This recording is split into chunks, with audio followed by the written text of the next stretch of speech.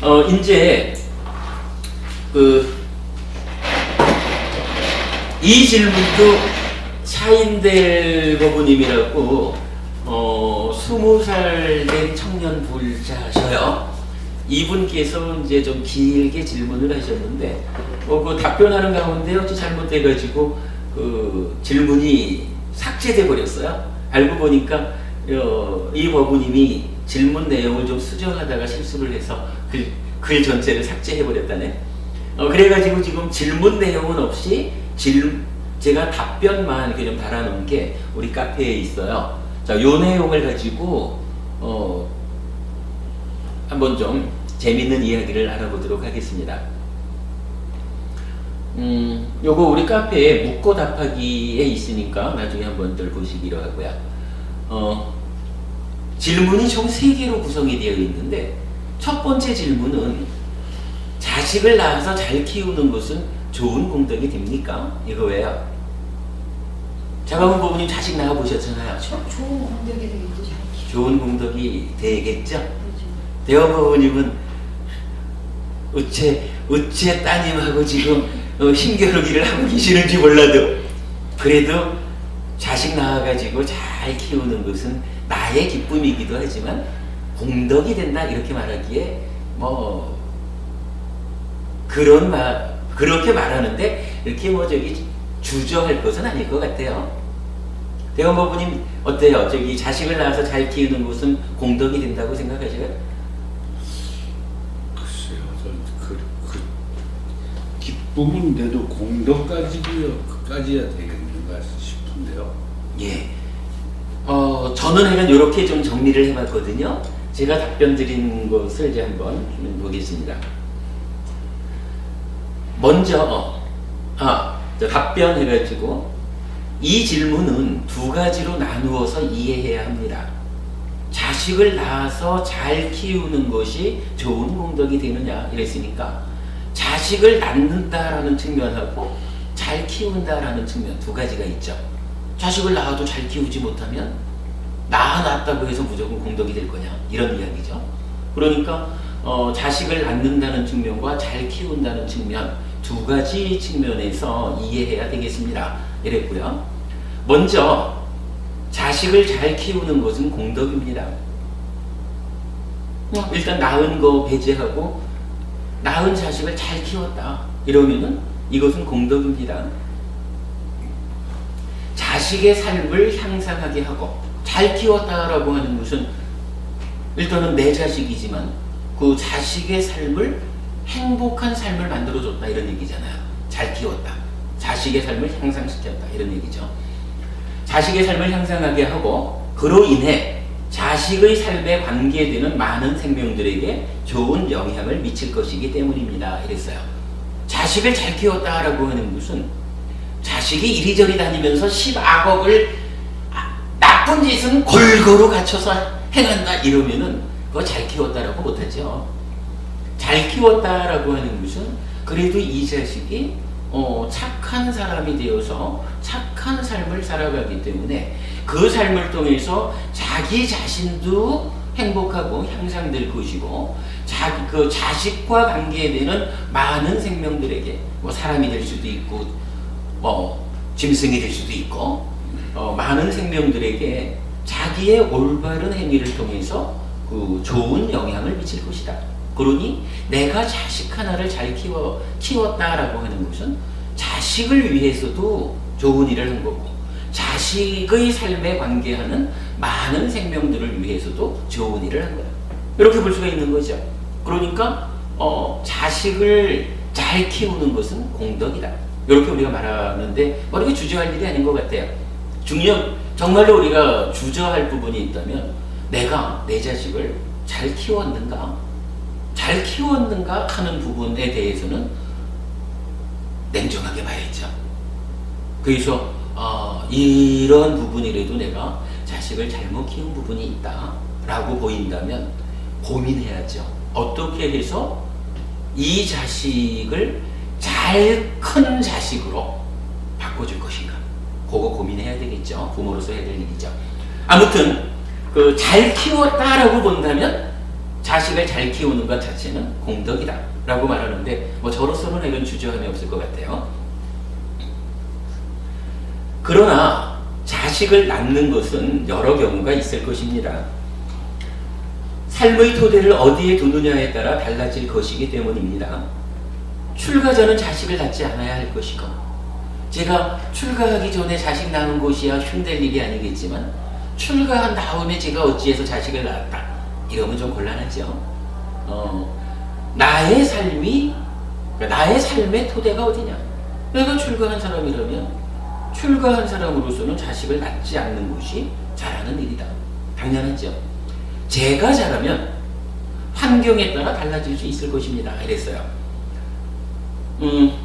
인구 과잉의 사회에서는 낳지 않는 것이 공덕이 될 것이고, 인구 부족 사회에서는 낳는 것이 공덕이 될 것입니다. 이랬는데, 그래서 이런 표현이 뭐 누구든 문제 제기를 할 수는 있겠지만, 사실은 내가 살아간다라고 하는 것이 혼자 사는 게 아니고 함께 살아가는 거잖아요. 우리 사회의 구성원이 되어서 함께 살아가는 거기 때문에 우리 사회의 어떤 공동의 입장이 있어서 이 사회가 지향하는 어떤 것이 있다라고 하면, 예를 들어서 그렇지 않았나요?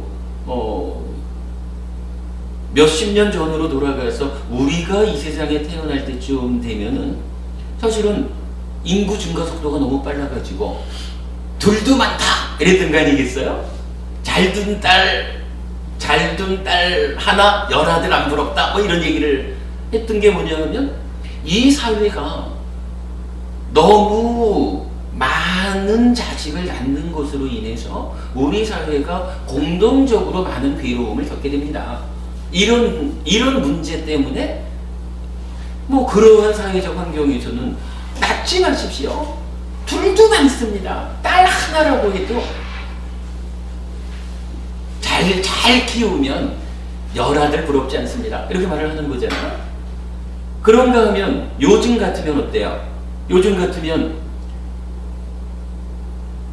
출산이 지고 대한민국이 이제 경제적으로 어떤 그 발전기에 들어서 있다라고 할 텐데, 결국은 한국 사람의 숫자가 부족해가지고 그 발전이 제한적이 될 거다.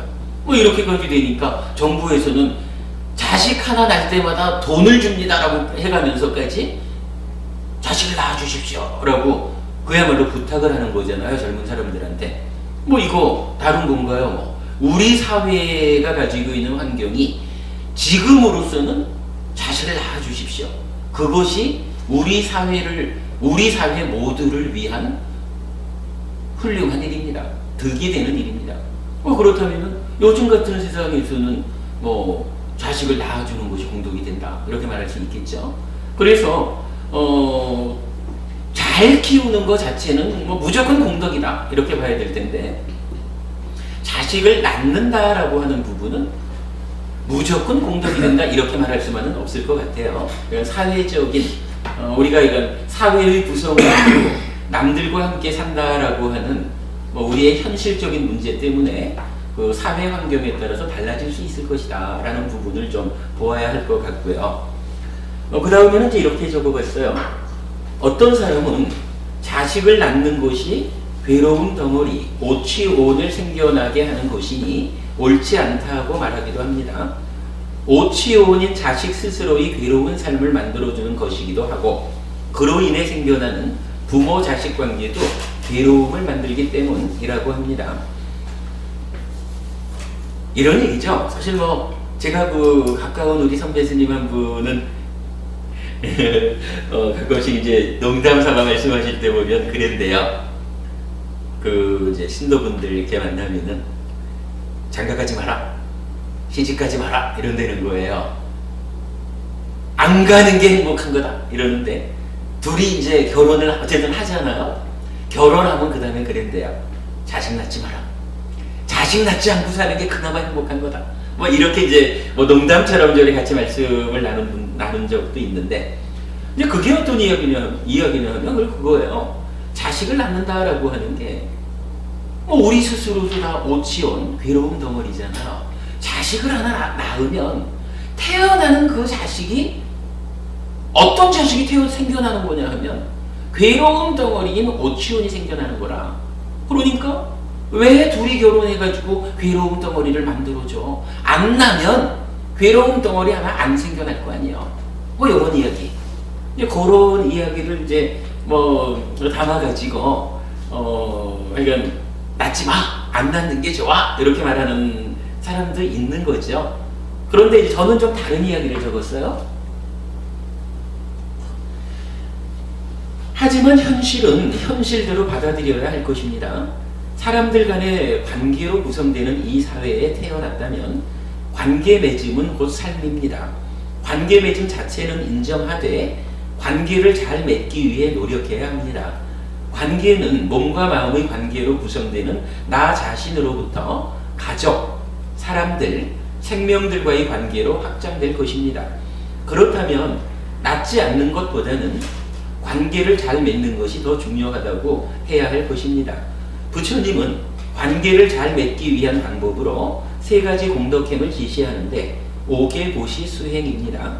이때 수행은 사무량심과 사념처 사마타 윗바사나의 2가지를 포괄합니다.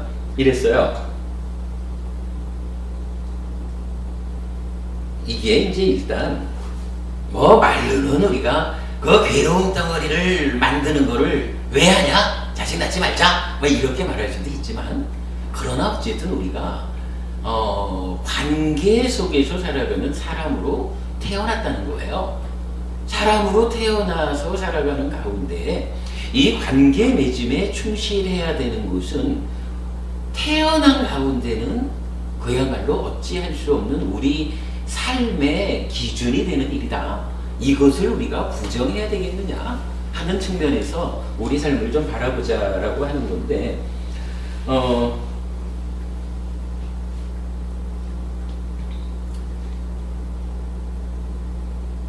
괴로운 덩어리가 되는 거니까 낫지 않았으면 좋겠다 라고 한다면 이것은 사실은 누구한테 적용되는 말이냐 하면 저 같은 출가자한테 적용되는 거예요. 이 얘기는 이런 얘기라 둘이 결혼했지만 아니면 아예 결혼도 하지 마. 그런데도 굳이 결혼을 했다면 그 괴로움 덩어리 자식 낳지 마. 이런 이야기는 결혼한 사람한테 할 얘기라기보다는 아예 출가해서 관계를 벗어난 삶을 살면 결혼하지 않아도 되는 것이고 결혼하지 않으니까 출가한 사람은 자식을 낳아야 되는 것 때문에 고민할 이유도 없어. 그러니까 결혼하지 마라, 자식 낳지 마라 이렇게 말할 바에는 차라리 그러한 삶에 묶이지 않기 위해서는 출가하십시오. 제가의 삶은 번잡하고 때가 낀 길입니다. 그러나 출가의 삶은 맑은 하늘과도 같은 삶입니다. 출가하십시오. 이렇게 애초에 출가를 권장하는 게 타당하지 제가의 삶을 살아가되 그 가운데 결혼하지 마, 결혼했더라도 자식 낳지 마 이렇게 말하는 것은 제가의 삶이라는 것이 이렇게 관계 가운데서 행복을 만들어가는 이러한 삶이다라고 하는 제가의 삶 자체를 거부하는 이런 길안내가 되지 않을까? 이제 이런 측면을 이제 말하는 거거든요. 요게 이제 잘못하면 아예 그냥 출가하십시오.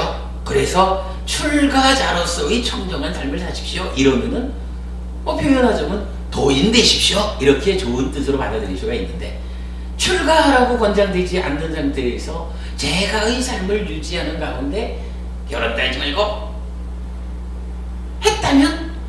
했다면 자식은 낳지 말고 뭐 이런 얘기는 제가 자주 하는 말로 자칫 어설픈 도인 흉내를 만드는 이런 측면이 될 수도 있다는 거죠. 그렇다면 현실적으로 인간으로 태어났고 인간으로 태어나서 사회의 일원이 되어가지고 남들과 관계 맺는 가운데 살아가는 게 우리 삶이라면 이러한 삶을 우리가 긍정적으로 받아들여야 되는 부분.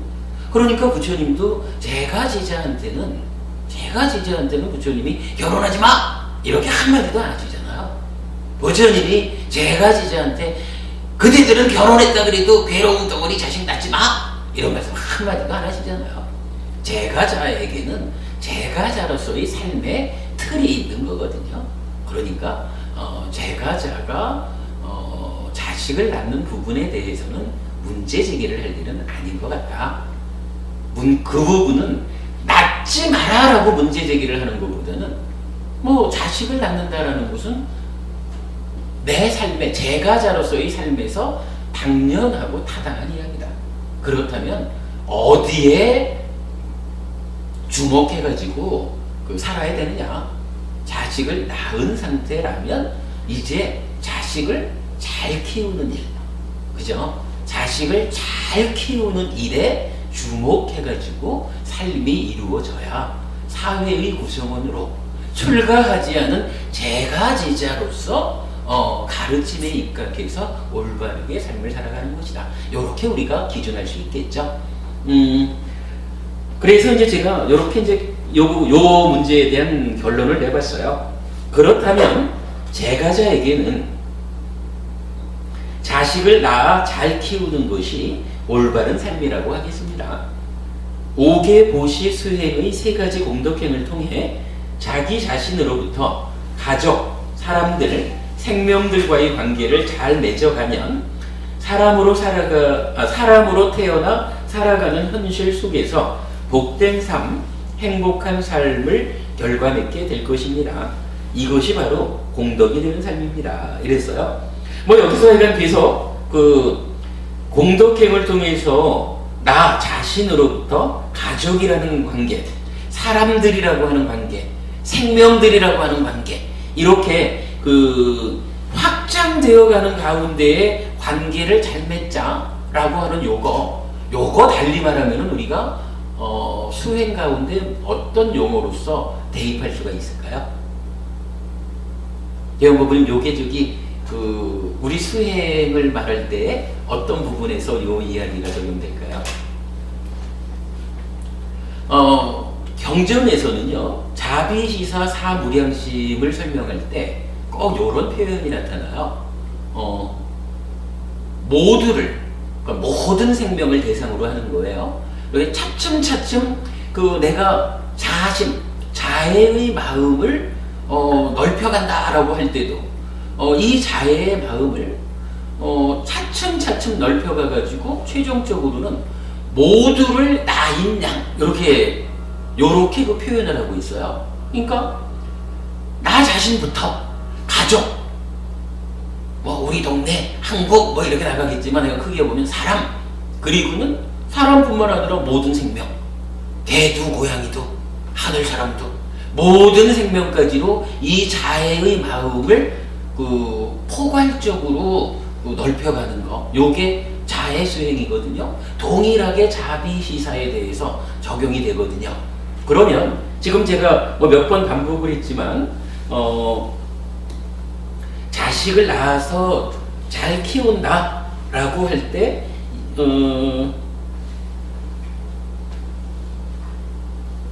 잘 키우는 것이 올바른 삶 이렇게 말하면서 결국은 이런 오계 보시 수행이라고 하는 세 가지 공덕행을, 이 공덕행의 대상을 나, 가족, 사람, 생명 이렇게 넓혀나가자 라고 하는 요 얘기는 요게 그대로 사무량심 수행을 실천하자 이런 얘기가 되는 거죠.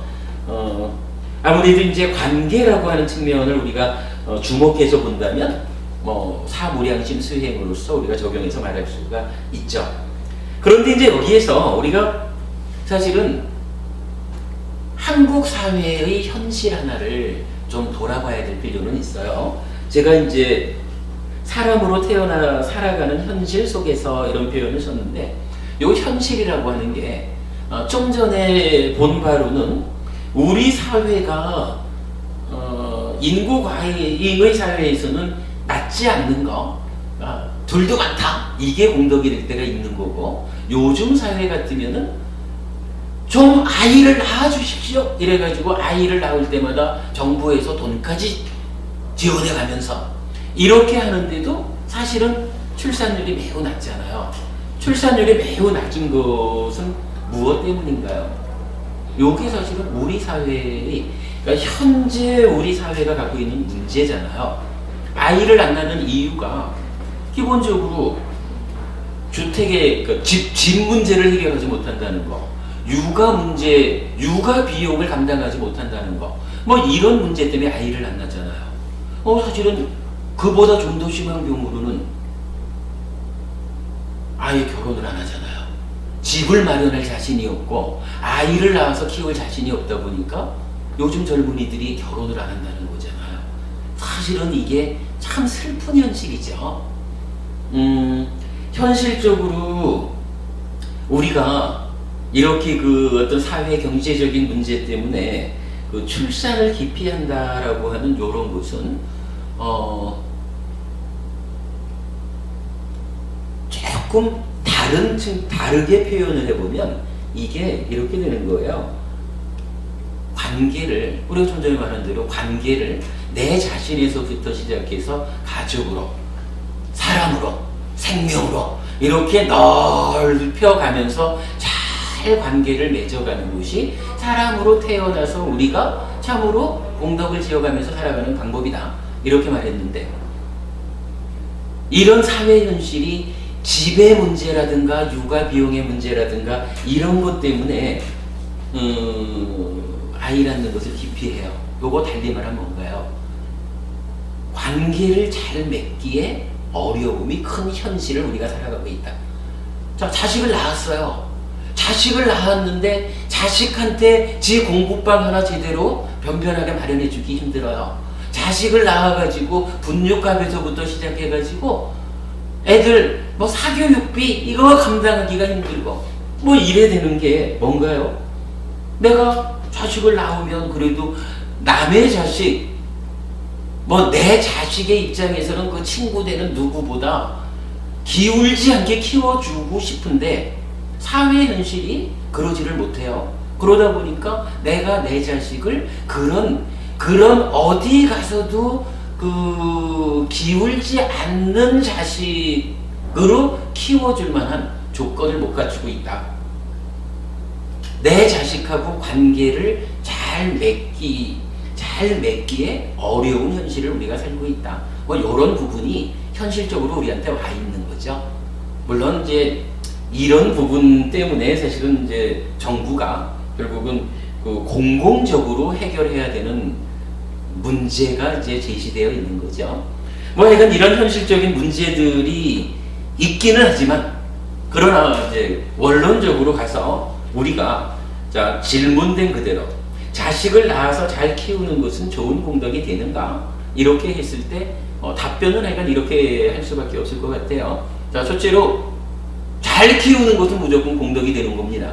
잘못 키우지 않게 우리가 잘 노력해야 된다. 이건 뭐 달리 설명이 필요 없는 거죠. 그러나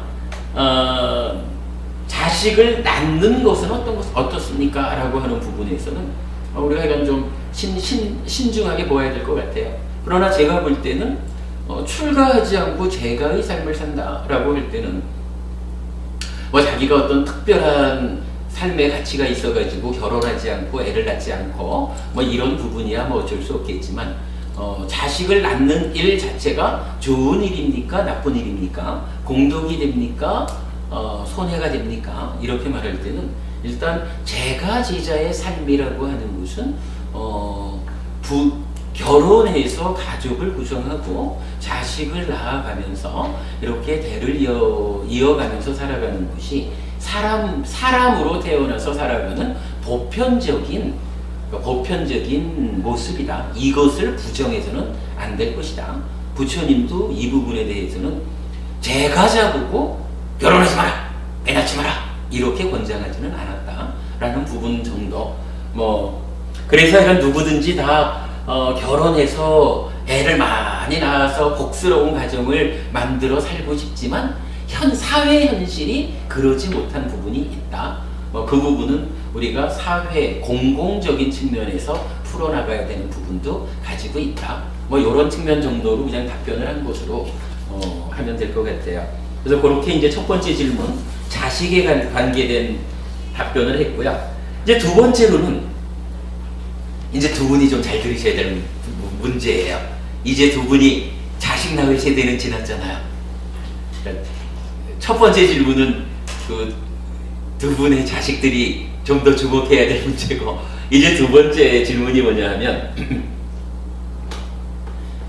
부모님의 은혜를 갚지 않는다면 불선업이 됩니까? 이렇게 질문을 했어요. 장하봉 부모님 어떠세요? 저기 부모님의 은혜를 갚지 않으면 불선업이 될까요? 예. 마음이 불편하고. 그러면 자식들이 좀 우리 엄마 감사합니다 하고 은혜를 갚아주면 좋겠네요. 제가 우리 부모님한테. 응. 자식이 저한테요? 뭐 두 가지 다죠 뭐. 아니 저는 지금 우리 부모님을 생각하고 한 말인데. 그렇죠. 아무래도 그렇게 봐야 되겠죠. 맞습니다. 분명히 이제 나라고 하는 존재는 자식을 기준해서 보면은 내가 부모지만 나를 기준으로 해서 보면은 나에게도 부모가 있죠. 그러면 이 부모님의 은혜를 내가 갚지 않는다라고 하면 나에게 불선업이 될 것이고, 내 자식들이 이거를 내가 은혜 갚음의 대상에 있다라는 것 때문에 꺼릴 필요는 없는 거예요. 내가 부모의 입장에 있다면 내 자식들도 자기의 부모인 나에게 은혜를 갚을 수 있게끔 가르쳐 주는 것이 자식을 낳아서 잘 키우는 그 일이 되는 거죠. 자식이 부모 은혜를 모르는 그런 삶을 살게 키웠다 이러면 이것도 안 되는 거예요. 그래서 이 질문에 대해서는 저는 이렇게 대답을 했습니다. 그렇습니다. 부모님의 은혜를 갚지 않는다면 그것은 불선업이라고 해야 할 것입니다. 관계 맺음은 양쪽에서 다가와 만나지는 것입니다. 그러니 일방적으로 받기만 하는 것은 바른 방법은 아닙니다. 다만 은혜를 갚는 방법을 세 가지로 나누어 볼 수 있겠습니다. 1. 자기의 삶을 잘 제어해 스스로 행복해지는 것과 2. 부모님에게 직접 되돌리는 것과 3. 생명들에게 되돌리는 것입니다. 부모님의 은혜를 갚아야 된다는 게 당연한 이 사람으로 태어나서 살아가는 우리 사회의 그야말로 보편적인 가치라면, 그게 우리의 윤리라면 당연히 부모님 은혜를 갚지 않는 것은 불선업이 되죠. 그러니까 그 부분 불선업이 됩니다. 이 자체는 사실 가르쳐주고 말고 답변거리도 아니죠. 그렇다면 우리가 답변을 해야 되는 것은 어떤 거냐 하면, 그러면 부모님의 은혜를 갚아야 된다라고 하면 어떻게 하는 것이 은혜를 갚는 일입니까? 이 부분을 짚어봐야 되는 거죠. 여기서 분명히 제가 다시 말씀드려요. 두 분도 마찬가지죠. 두 분께서 한면으로는 부모이기도 하고 한면으로는 은혜를 갚아드려야 되는, 그러고 보니까 부모님이 안 계신 분도 계십니다만은 어쨌든 이건 또 부모님의 은혜를 받은 사람으로서의 나의 입장도 있는 거죠. 그랬을 때 저는 이제 부모님 은혜를 어떻게 갚을 수 있습니까? 라는 것을 세 단계로 구분지어서 봤다라는 거예요. 첫째는 자기의 삶을, 나의 삶을 내가 잘 제어해가지고 내 스스로가 행복해지는 거. 타당할까요? 대원부모님, 어머님이 아직 계시다면은 대원부모님이 지금 아주 좀 초라한 삶을 살고 있다 그러면은 어머님이 많이 불편해하실 거예요. 대원부모님께서 스스로의 삶을 잘 제어해가지고 어머님 스스로의 삶이 행복하다 이러면은 어른께서 보시기에도 참 많이 기쁘실 거예요. 요거 제가 볼 때는 부모님 은혜를 갚는 첫 번째 방법이, 첫 번째 단계가 요거 같아요. 아주 중요한 접근이 아닌가 싶고, 그런가 하면 두 번째로는 부모님한테 직접 되돌려 드리는 거예요.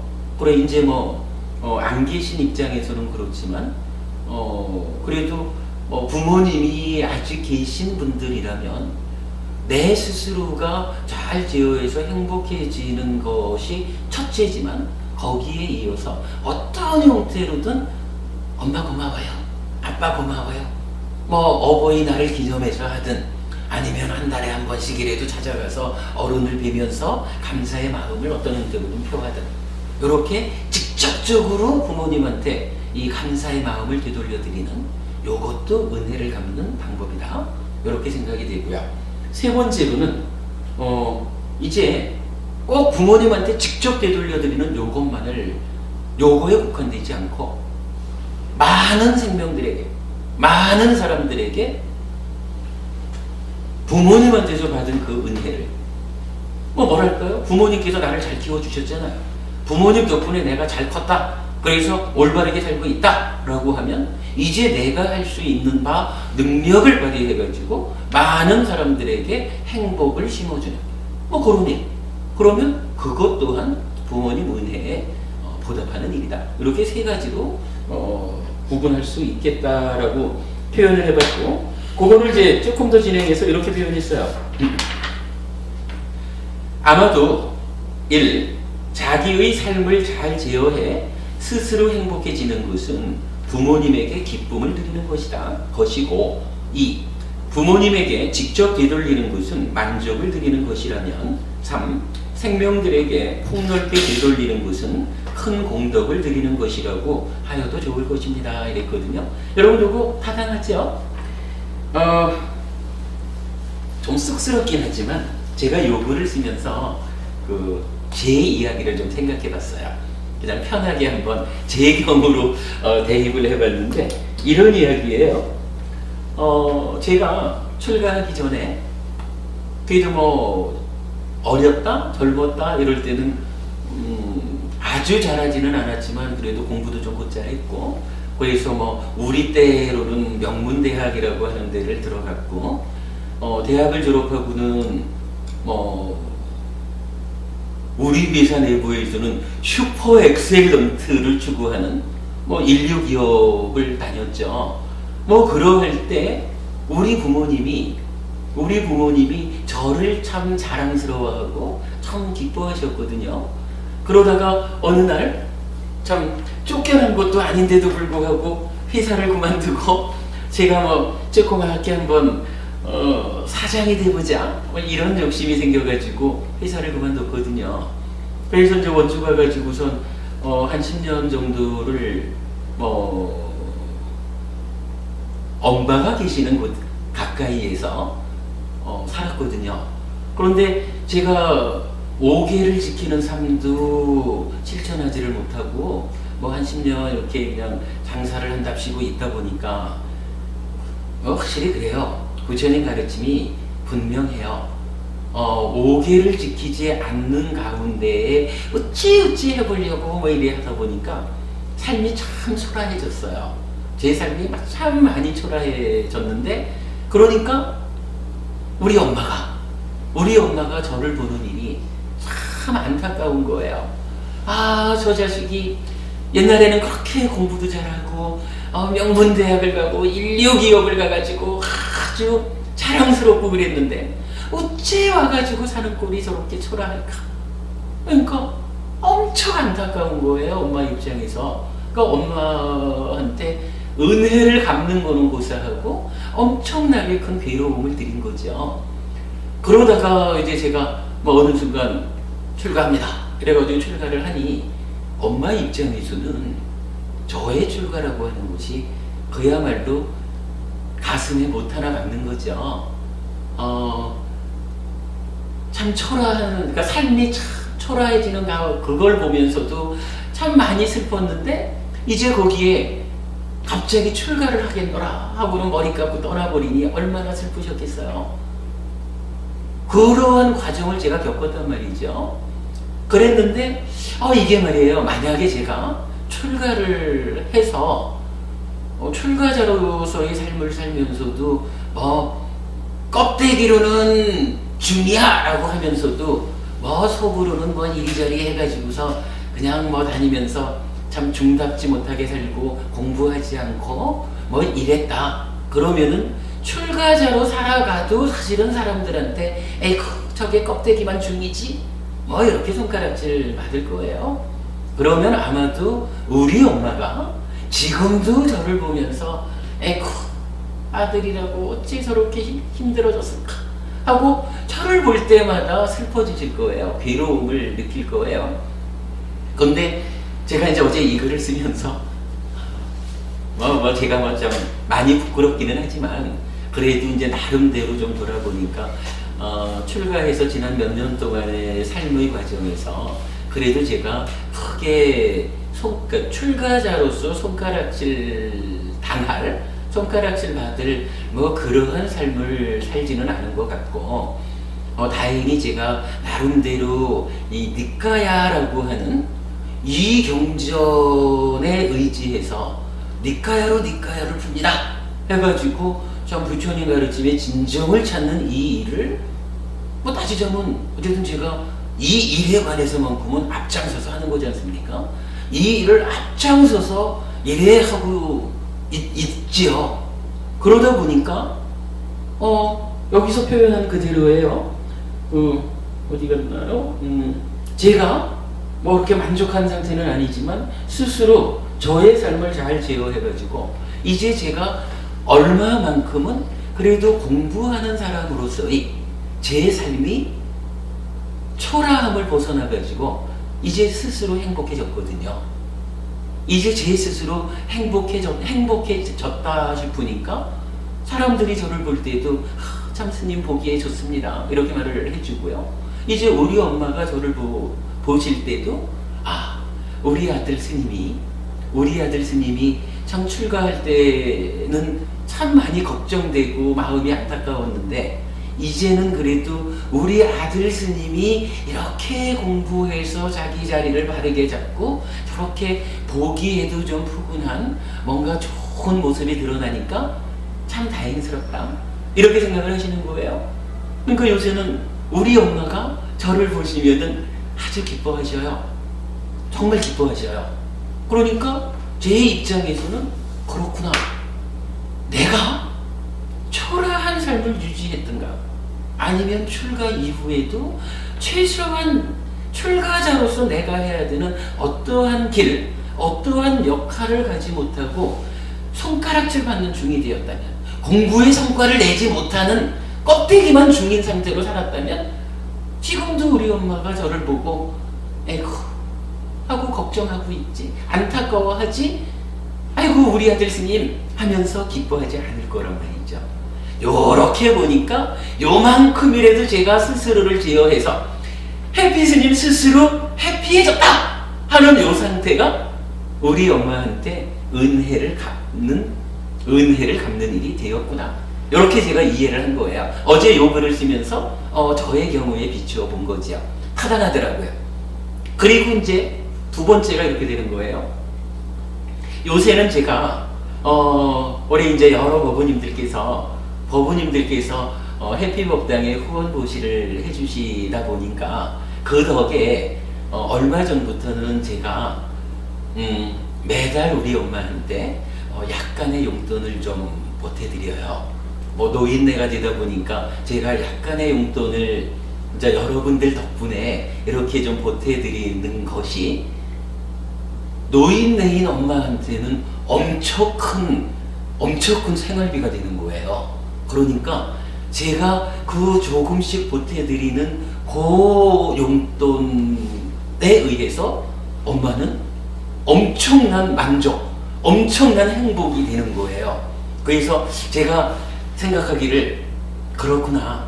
내가 나 스스로의 삶을 이렇게 유지해서 내 자신이 행복해지니까 그것으로 인해서 우리 엄마가 기뻐하게 되었다. 요만큼 은혜를 갚게 되었다. 그런데 이제 내가 법부님들 덕분에 엄마한테 요만큼의 용돈을 좀 보태드리니까 그로 인해서 우리 엄마에게 크나큰 만족이 되어서 또 한 단계 높은 은혜 갚음이 되었구나. 이렇게 생각이 된 거예요. 그런가 하면 요새 보면은 제가 이제 엄마를 만날 때 보면 뭐 엄마를 이제 그냥 직접 찾아뵐 때도 있지만 제가 원주를 뭐 한 달에 한 번 꼴 가죠. 주로 원주 교도소 법회를 갈 때 제가 이제 엄마 이렇게 함께 배에서 점심 같이 먹고 하는데, 그때 보면은 지난번에 이제 자가문보부님도 같이 가셨고 그때는 이제 우리가 못 만났죠. 그러나 이제 법회에 같이 가는 분들 뭐 이래가지고선 몇 사람들 함께 해서 엄마 모시고 점심을 먹거든요. 그래 되면은 이제 그래도 이제 저와 더불어서 교도소 법대를 함께 들어가는 법부님들이니까 그래도 얼마나 저를 좀 이렇게 칭찬하는 말씀을 해주겠어요. 그러니까 같이 이렇게 식사하는 자리에서 여러 사람들이 우리 스님 최고지요.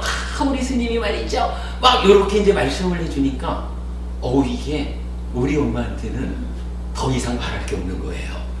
이야, 우리 아들 스님이 요새 좀 겉보기에 좀 좋아졌나 보다 했는데 거기에 용돈도 좀 주니까 더 좋은데, 아이고 이게 만나는 사람마다 아이고 해피 스님 어머니셔요? 이러면서 막 그렇게 저에 대한 칭찬의 말씀을 이렇게 해주니까 이곳으로 우리 엄마가 최고의 만족이 누려지는 거예요. 그러면 거기서 이제 제가 따로 엄마한테 그렇게 말을 하거든요. 엄마는 뭐 다른 거 걱정하지 마십시오. 어찌됐든 그래도 엄마가 낳은 자식 하나가 출가를 해서 나름대로 부처님 가르침대로 살아가기 위한 그러한 삶을 노력하고 있으니 엄마는 다른 걱정하지 마시고 그냥 아이고 내가 그래도 살아서 5명이나 자식을 낳았는데 그중 하나 스님이 되어가지고 많은 사람들의 행복을 위해서 이렇게 애쓰는 사람이 되었다. 내가 낳은 아들이 스님이 되어서 많은 사람들을 행복한 길로 안내하고 있다. 그러니 나는 더 바랄 게 없다. 그것으로 족하다. 요런 마음만 먹고 사시다가 돌아가시면 그 자체가 엄마한테 큰 공덕이 될 겁니다. 그러니까 아무것도 자식들이 이 자식이 속썩이고 저 자식이 속썩이고 그래도 너무 속상해하지 마시고 자식들 지들대로 살아가게 두고 엄마는 편안하게 마음을 먹으십시오. 그냥 그래도 공부 잘하는 아들 스님이 있어! 요런 마음으로 행복한 생각만 하십시오. 제가 요렇게 얘기를 하거든요. 제 얘기를 이렇게 하려니까 좀 쑥스럽기는 하지만 사실은 따지고 보면 제가 좀 쑥스럽긴 하지만 거짓말하는 것은 아니거든요. 그러면 제가 볼 때 우리 엄마한테 출가전 인연을 가지고 자꾸 말하는 게 그렇긴 하지만 어쨌거나 저를 낳아주신 우리 엄마한테 자식된 도리로서 제가 은혜를 갚을 수 있는 최고의 방법이 이거죠. 그래서 이렇게 이제 세 단계로 부모님한테 은혜를 갚지 않는 것은 당연히 불성법이다. 은혜는 당연히 갚아야 되는 것이다. 어떻게 은혜를 갚아야 됩니까? 라는 것을 세 단계로 놓고 보니까 첫째로는 스스로의 삶을 잘 제어해가지고 스스로 행복해지는 거. 자가문보부님 그렇죠? 아직까지 자식들이 좀 성에 안 차죠? 성에 안 차는 자식, 그 자식들의 상태가 스스로 만족한 상태가 아니다라고 보이니까 성에 안 차는 거지요. 자식 좀 더 엄마도 잘 그 방향을 잡아주고 자식 스스로도 더 노력을 하고 이래서 다들 그 자기대로 좋은 삶을 만들어내면 좋겠죠. 그렇게 노력해야죠. 자식에게도 그렇게 너 스스로의 행복을 만들어라. 그렇게 일러줄 수 있는 거죠.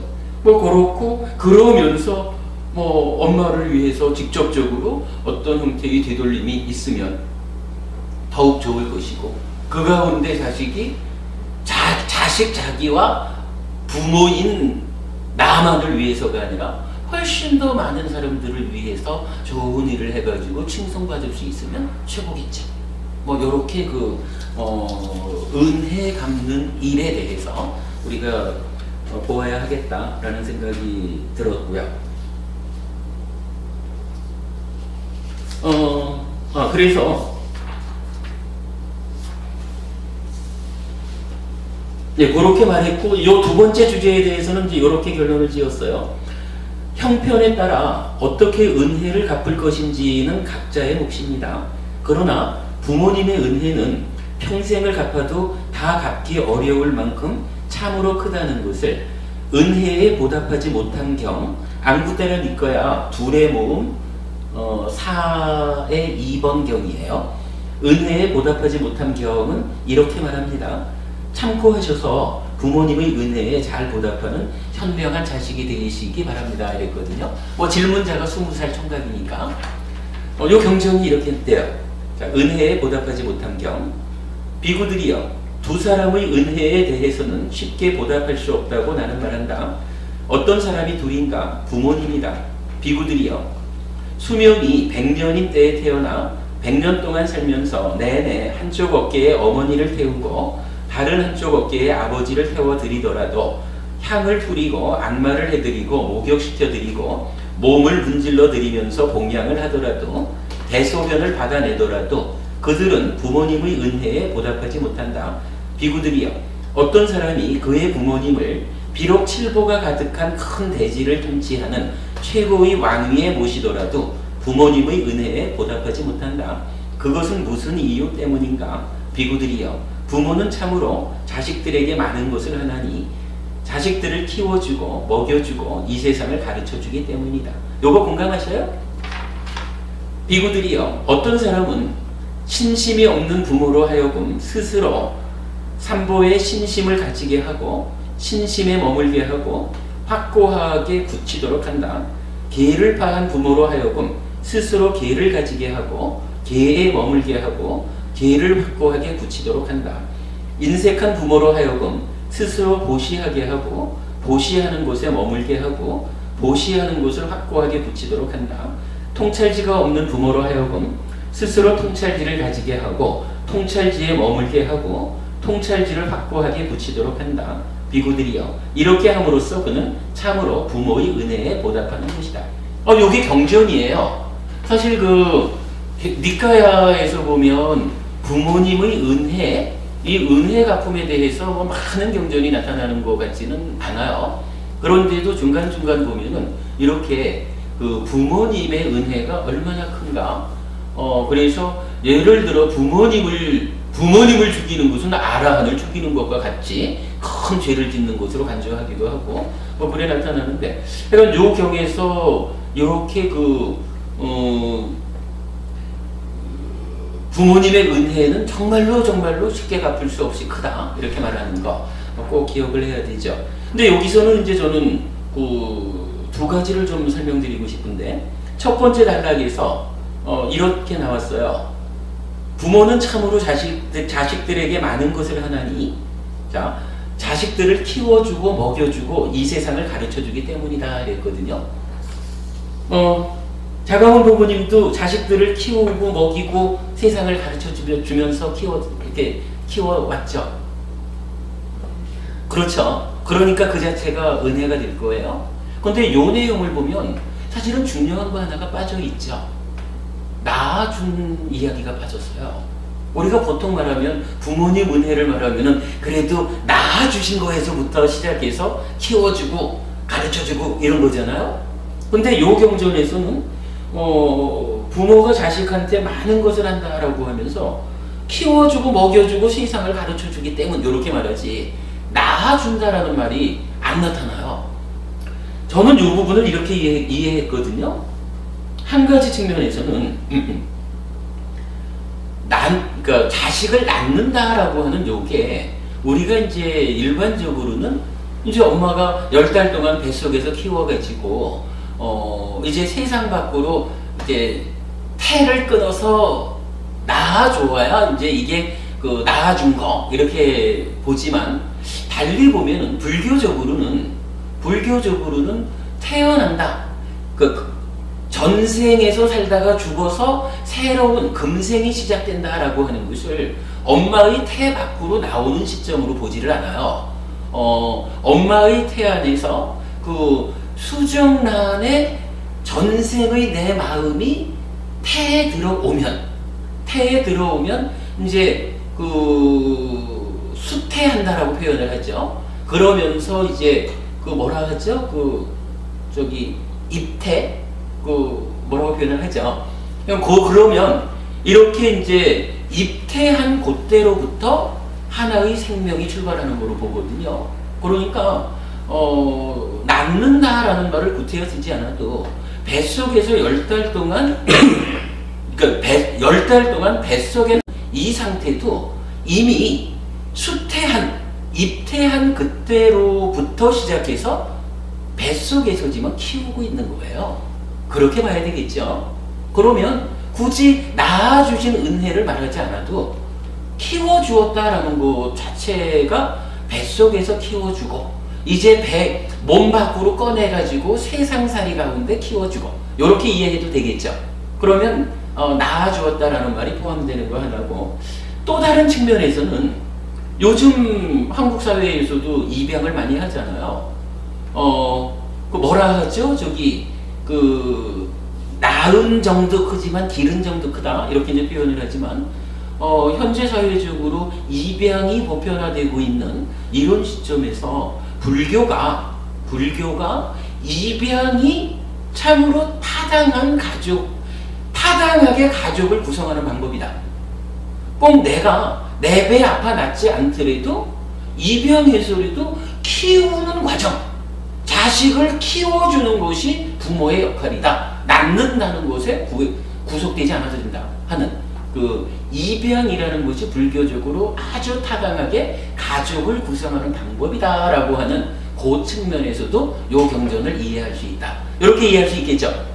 예, 아무튼 이제 첫 번째 단락에서는 그거 부모는 참으로 자식들에게 많은 것을 하나니 낳아줌을 포함하지 않은 상태에서 자식들을 키워주고 먹여주고 이 세상을 가르쳐주기 때문이다 라고 말하는 이 부분을 좀 우리가 주목해야 될 것 같고, 그 다음에 이제 두 번째 단락에서는 부모님 은혜가 이렇게 쉽게 보답할 수 없이 크다면 어떤 방법으로 보답해야 되느냐 라고 할 때 부처님이 이렇게 제시하는 거예요. 그 네 가지 문장을 통해 가지고 첫째로는 불법성 삼보에 대한 신심을 갖게 해드려야 됩니다. 부모님이 절에 다니게 해드려야 됩니다. 부모님이 부처님 가르침에 기의해서 불자로서의 올바른 삶을 살 수 있도록 그 신심을 일으켜 드려야 합니다. 요 얘기가 시작이 되고, 그 다음에 이어가지고 계를 지키게 해야 됩니다.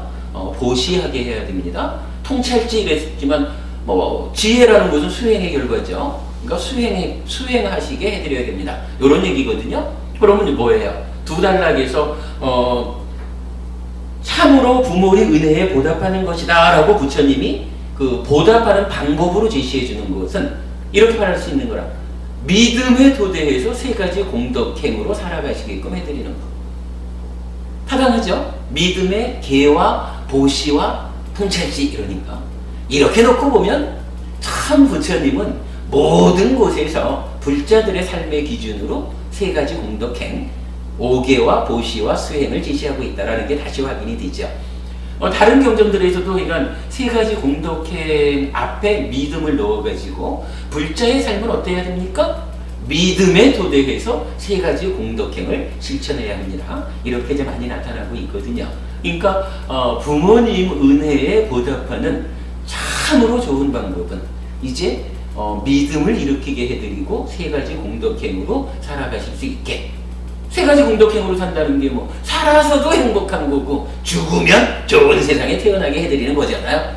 우리가 따져보면 사실 그 이상이 없죠. 이것이 부모님 은혜에 보답하는 최고의 방법이다. 부처님은 이렇게 제시하고 있다. 예, 여기까지로 이제 두 번째 질문, 부모님의 은혜를 갚지 않는다면 불선업이 됩니까? 하는 질문에 대한 답변으로 하고요.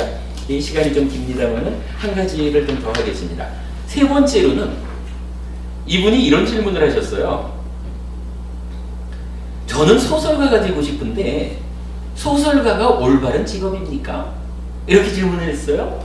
이거 사실 굉장히 깝깝한 질문인데 우리 묘계신갈라경이라는 경전에 보면 타락의 입구라고 하는 그 6가지, 제가 왜 이런 이야기 자주 하잖아요. 5개가 어떻게 구성이 돼요? 그 업을 오염시키는 것으로의 4가지 살생투도 사음 암어, 거기에 그 타락의 입구, 그래서 제가 문 여는 거 자주 하잖아요. 문 열고 들어서면 떨어져!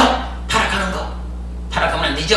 타락의 입구로서 술 마시는 거. 술 마시면은 술이 한 잔씩 한 잔씩 들어갈 때마다 타락의 문을 열고 떨어지는 것과 같습니다.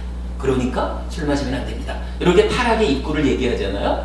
그 타락의 입구가 요 교계신갈당의 경에 보면 6가지가 있어요. 근데 6가지 중에 3번째가 뭐냐 하면 이렇게 나와요. 구경거리, 공연을 보러 다니기에 몰두하는 6가지 위험. 장자의 아들이요. 구경거리, 공연을 보러 다니기에 몰두하는 곳에는 다음의 6가지 위험이 있다. 어디서 춤을 추나, 어디서 노래하나, 어디서 연주하나, 어디서 낭송하나, 어디서 박수치며 하는 공연이 있나, 어디서 북치며 하는 공연이 있나 라고 찾아다녀 다른 것을 소홀히 한다. 장자의 아들이여, 이것이 구경거리를 보러 다니기에 몰두하는 6가지 위험이다.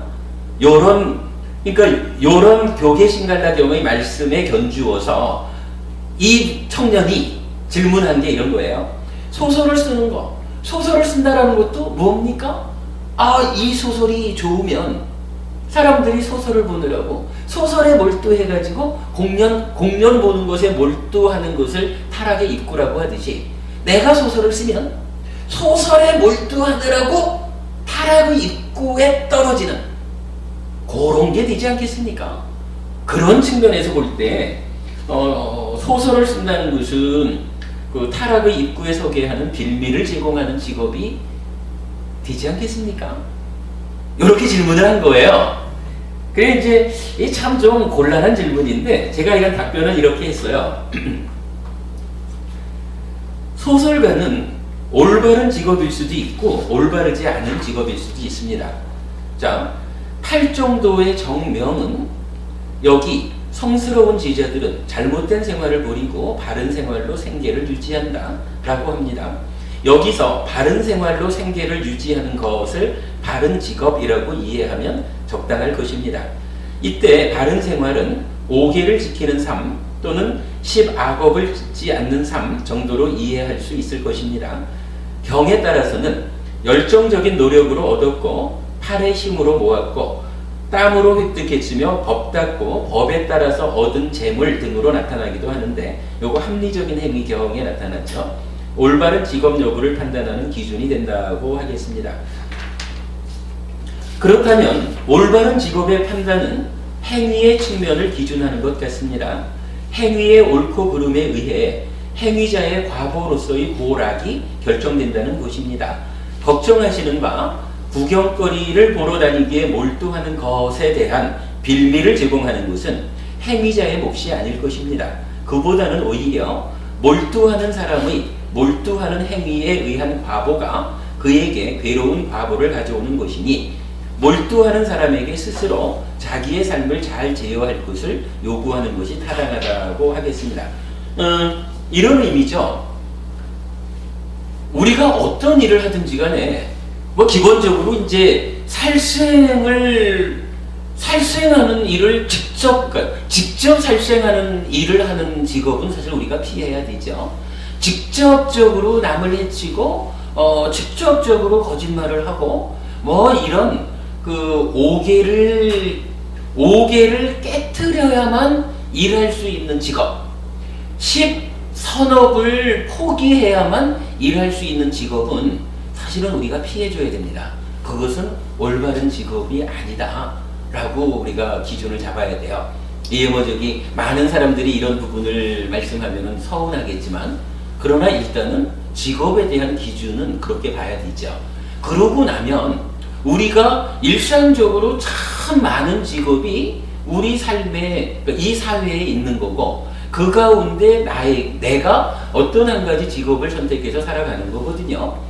그럴 때 이 직업이 올바른 직업이냐 아니냐라고 하는 것은, 내가 이러한 이분 말씀대로 내가 소설을 쓰는 사람이 되었다 라고 할 때 이 소설을 쓴다는 행위 자체가, 쓰여진 소설이 어떤 사람이 소설을 보고는 이 소설을 읽는데 24시간도 부족해서 한 달 내내 소설만 읽느라고 아무것도 못해, 요렇게 될까봐 걱정을 하는 것은 타당하지 않다. 사람들에 따라서는 자기가 독서하기에 충분한 시간만큼 독서를 해야 할 것이고, 독서하기에 적당한 주제와 내용을 갖는 소설을 내가 썼다면 이것은 공덕이 되는 행위지 그것을 나쁜 행위라고 할 수는 없을 것이다.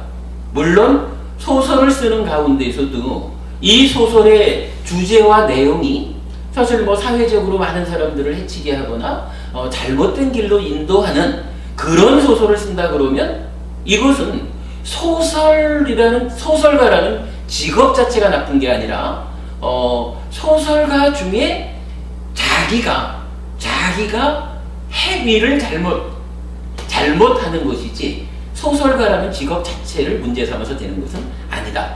또한 역으로 문제는 이 소설에 빠져가지고 일상의 삶을 망치는 독자에게서 발생하는 문제지 올바른 주제와 내용으로 소설을 쓴다면 소설가가 만드는 문제는 아니다. 이런 부분. 이게 뭐 이런 소설가뿐만 아니라 우리 사회에 존재하는 모든 직업에 대해서 동일하게 적용되어야 되는 문제이죠. 이렇게 결론을 지었습니다. 그러므로 소설가란 직업이 올바르지 않을까 걱정할 일은 아니라고 하겠습니다. 다만 어느 직업에서나 마찬가지이지만 올바르지 않은 의도로 대중에게 해로움을 주는 주제와 내용으로 소설을 쓰게 된다면 행위의 오염에 의해 자기 스스로에게도 괴로움을 결과맺게 될 것입니다. 그럴 때는 자체로서는 올바른 직업인 소설가를 스스로 올바르지 않은 직업으로 만들게 될 것입니다. 그래서 소설가는 올바른 직업일 수도 있고 올바르지 않은 직업일 수도 있습니다 라고 답하였는데 이것은 소설가뿐만 아니라 모든 직업에 적용되는 말씀이라고 하겠습니다. 이렇게 이제 결론을 내렸거든요. 세 가지로 질문을 받아서 답변을 해봤는데 이게 이제 그런 대로 우리가 세상을 살아가는 데 있어서 꼭 좀 짚어봐야 되는 주제인 것 같다 싶어서 오늘 여러분께 그냥 좀 쉬운 주제를 가지고 말씀 나누고 싶다라는 의미에서 이제 주제로 했는데 그래도 내용이 그렇게 말하고 나니까 또 쉬운 건 아니었던 것 같아요. 그러나 어쨌든 우리가 꼭 주목해야 되는 내용이기는 하죠. 예, 그렇게 좀 주목하시기 바라고 이렇게 설법은 마치겠습니다. 수고하셨습니다. 질문하실 거 있으면 하시고요. 시간이 충분히 됐으니까 이렇게 마칠까요? 예, 마치겠습니다.